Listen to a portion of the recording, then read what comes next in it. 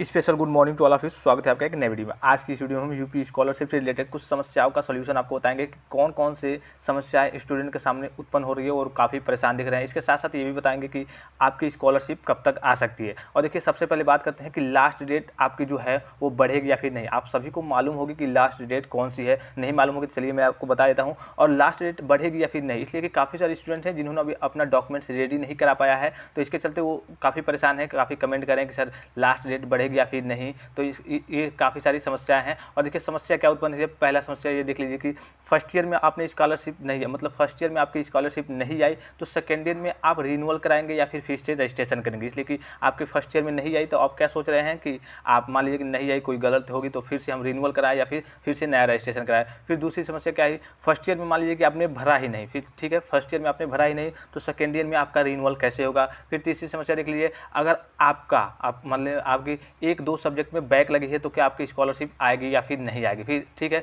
फिर चौथी समस्या क्या है, मान लीजिए कि आप सेकेंड ईयर या थर्ड ईयर में, मान लीजिए कि मैं ही सेकेंड ईयर या थर्ड ईयर में हूँ और मेरा आय जात निवास एक्सपायर हो गया, ठीक है, तो मैंने आय जात निवास नया बनवा लिया है। अब नया बनवा लिया है तो जब रिन्यूअल कराने गया तो वहाँ पे ऑप्शन नहीं दिख रहा है कि आय जात निवास कैसे अपडेट करेंगे। तो इस केस में आपको क्या करना होगा, क्या करें, ठीक है। और इसके साथ साथ आप, मैंने अभी बताया कि आपको मतलब लास्ट डेट है वो बढ़ेगी या फिर नहीं, तो इसको तो मैं आप लास्ट में बताऊंगा। सबसे पहले चर्चा करते हैं जो फर्स्ट ईयर में स्कॉलरशिप नहीं आई, जैसे मान लीजिए जिन स्टूडेंट की फर्स्ट ईयर में स्कॉलरशिप नहीं आई है तो वो सेकेंड ईयर में रिन्यूअल कराएंगे या फिर नया रजिस्ट्रेशन करेंगे। देखिए, अगर आपकी फर्स्ट ईयर में स्कॉलरशिप नहीं आई है, ठीक है, तो आप सेकेंड ईयर में अगर चले गए हैं या फिर थर्ड ईयर में चले गए हैं, मतलब जहाँ भी गए हैं फर्स्ट ईयर सेकेंड ईयर में गए हैं या फिर थर्ड ईयर में, अगर स्कॉलरशिप पिछली साल आपकी स्कॉलरशिप नहीं आई है फिर भी आप रिन्यूअल ही कराएंगे, ठीक है। रिन्यूअल कराएंगे, रिन्यूअल कराने के साथ साथ आप उसमें बस करेक्शन करेंगे जो भी आपका, इसलिए कि कुछ ना कुछ गड़बड़ी होगी तभी आपकी स्कॉलरशिप नहीं आई। ऐसे नहीं होता है कि आपकी स्कॉलरशिप नहीं आएगी, तो आप बस उसका पूरा डाटा देख लेंगे कि हाँ सब करेक्ट है, सब सही है, तो आपकी स्कॉलरशिप जरूर आएगी। फिर दूसरी समस्या और ये, मान लीजिए काफ़ी सारे स्टूडेंट ये कमेंट करेंगे मान लीजिए कि मैं फर्स्ट ईयर में भरा ही नहीं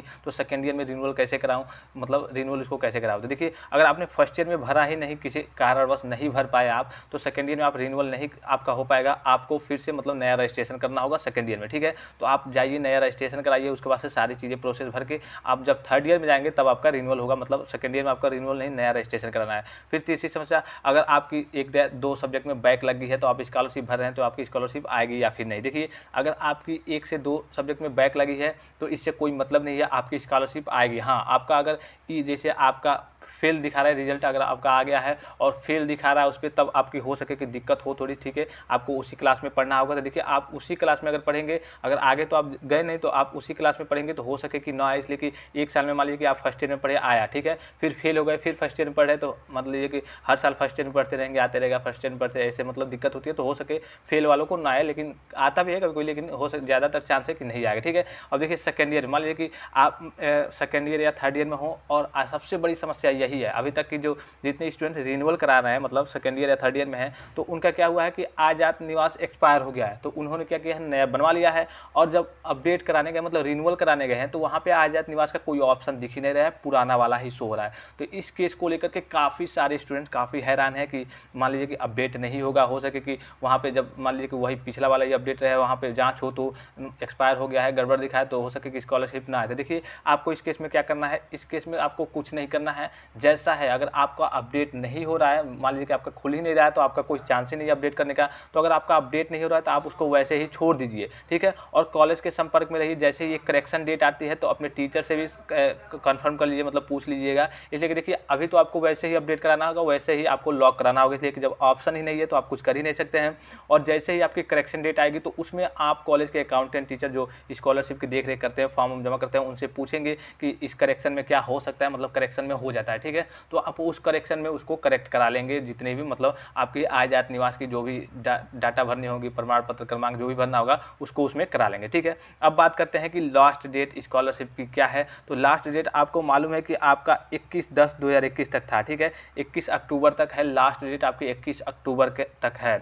अब देखिए, यहाँ पे समस्या आ रही है कि क्या बढ़ेगा या फिर नहीं, इसलिए कि काफ़ी सारे स्टूडेंट्स अभी तक अपना मतलब जो पूरा ब्यौरा है, डाटा है, उसको कलेक्ट नहीं कर पाए हैं, जितना डॉक्यूमेंट्स है उसको रेडी नहीं कर पाए हैं। तो देखिए इस केस में तो हर साल तो ऐसे ही होता है कि जैसे कि मान लीजिए अभी काफ़ी कम समय मिला है, 1 से एडमिशन होना चालू हुआ, उसके बाद से मतलब उधर तो 20 से हो रहा था जितने सेकंड ईयर थर्ड ईयर में, लेकिन जो नए स्टूडेंट आ रहे हैं फर्स्ट ईयर में उनका 1 से चालू हुआ एडमिशन, अभी एडमिशन हो ही रहा था, 10 के आसपास हो ही रहा था, लेकिन काफ़ी कम समय मिला है स्कॉलरशिप ऑनलाइन कराने का। तो इस केस में का हर साल बढ़ता है, तो इस साल भी बढ़ सकता है। लेकिन क्या एक और न्यूज़ निकल के आ रही है कि जो 11-12 में स्टूडेंट्स हैं, मतलब पोस्ट मैट्रिक और मैट्रिक्स में स्टूडेंट हैं, इंटरमीडिएट में, उनका स्कॉलरशिप अक्टूबर या फिर नवंबर में आ जाएगा। ठीक है, नवंबर के शुरू लगभग आ जाएगा और अक्टूबर के लास्ट नहीं कहा जा सकता, नवंबर के आसपास मतलब उनका स्कॉलरशिप आ जाएगा। तो इस केस में देखिए बढ़ने के चांसेस थोड़े कम लग रहे हैं कि मान लीजिए कि अगर नवंबर में आएगा तो सारा डाटा सबका स्कॉलरशिप, यूपी स्कॉलरशिप है, सबका एक ही बार फीडिंग होता है, मतलब तो डेट क्लोज हो जाएगी तभी सारी प्रोसेस, आने वाली प्रोसेस चालू होती है। तो इस केस में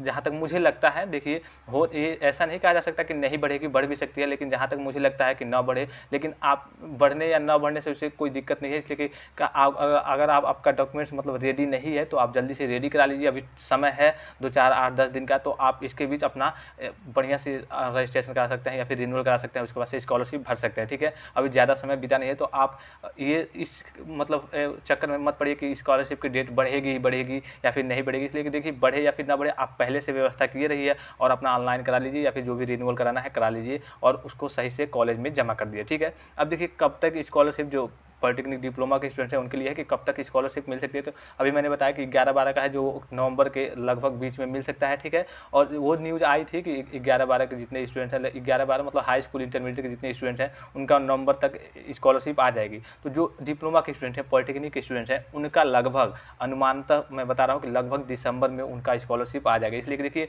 अभी अक्टूबर चल रहा है, तो अगर आपकी डेट बढ़ी नहीं, ठीक है, अगर आपकी डेट बढ़ी नहीं तो आपका लास्ट तक पूरा डाटा मतलब संस्था में जमा हो जाएगा। उसके बाद संस्था में करेक्शन होगा, वेरीफाई होगा, उसके बाद से वो भेज दिया जाएगा डिस्ट्रिक्ट पे जहाँ जाता है। ठीक है, तो नवंबर में सारे काम होंगे, आपका लगभग दिसंबर तक आ जाएगा। पहले क्या होता था, पहले होता था कि आप स्कॉलरशिप भर रहे हैं तो आप बोर्ड का पेपर, जैसे मान लीजिए कि आप इंटरमीडिएट में हैं, स्कॉलरशिप भरे हैं तो आपका बोर्ड का पेपर हो जाता था, उसके बाद आता था। लेकिन अब वैसा नहीं हो रहा है, भरने के 1 से 2 महीने बाद आपकी स्कॉलरशिप आ जा रही है। तो दोस्तों अगर इसके बावजूद अगर आपको कोई कन्फ्यूजन, कोई मतलब डाउट लग रहा होगा स्कॉलरशिप रिलेटेड, अभी आप फॉर्म भर नहीं पाए हैं, कोई दिक्कत आ रही है, तो आप हमारी वीडियो के कमेंट बॉक्स में कमेंट कर सकते हैं या फिर इंस्टाग्राम पे फॉलो करके वहाँ पे प्राइवेट और पर्सनल मैसेज कर सकते हैं, आपको रिप्लाई दे दिया जाएगा। ठीक है, अगर इसके बावजूद, अगर मैंने बार बार कहता हूँ कि इसके बावजूद अगर आपको कोई भी समस्या आए तो आप हमें कमेंट बॉक्स में कमेंट करके या फिर इंस्टाग्राम पे पूछ सकते हैं, आपको अच्छा खासा रिप्लाई दे दिया जाएगा। फिलहाल आज के लिए इतना ही, धन्यवाद, थैंक्स फॉर वॉचिंग, मिलते हैं नेक्स्ट वीडियो में।